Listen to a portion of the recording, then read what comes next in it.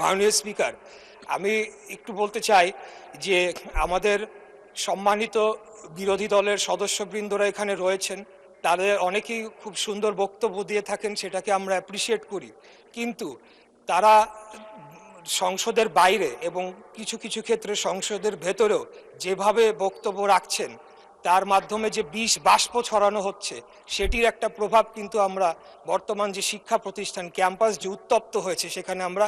তার প্রভাব একটা দেখতে পাচ্ছি। সেখানে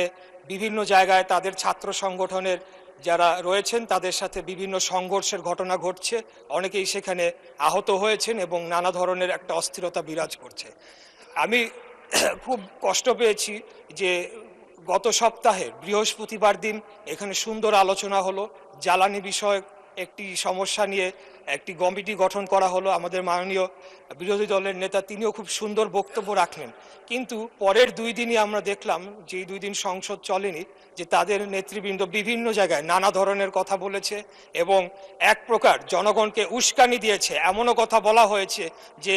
17 দিনের মধ্যে নাকি বিএনপি নির্বাচিত সরকারকে তারা ক্ষমতা থেকে হটাবে। তা আমি আপনার মাধ্যমে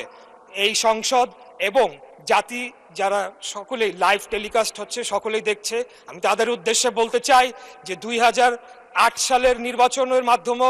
এই সরকার ক্ষমতায় আসে নাই, 14, 18, 24-এর মাধ্যমেও এই সরকার ক্ষমতায় আসে নাই। আমরা জনগণের সরাসরি ভোটের মাধ্যমে ম্যান্ডেট প্রাপ্ত হয়ে এই সংসদে এসেছে। আমাদেরকে যদি কেউ হুমকি ধামকি দিয়ে মনে করে সরকার পতন করবে, আমি আপনার মাধ্যমে মাননীয় সংসদ নেতার উদ্দেশ্যে বলতে চাই, আপনি খালি হুকুম দিবেন, ইনশাল্লাহ বিগত দিনে আপনার নির্দেশ প্রাপ্ত হয়ে আমরা যেভাবে রাজপথে অবস্থান করে জনগণের ভোটের অধিকার প্রতিষ্ঠা করার জন্য আন্দোলন সংগ্রাম করেছি, একইভাবে খুনি হাসিনাকে পতন করার জন্য আমরা যেভাবে আন্দোলন সংগ্রাম করেছি, আমাদেরকে যদি হুমকি দেওয়া হয় তাহলে সম্মানিত বিরোধী দলের প্রতি সম্মান রেখেই বলছি, আপনারা যদি আমাদেরকে পতন করার হুমকি দেন তাহলে বিরোধী দলের অবস্থান থেকে আপনাদেরকে পতন ঘটানো হবে ইনশাআল্লাহ।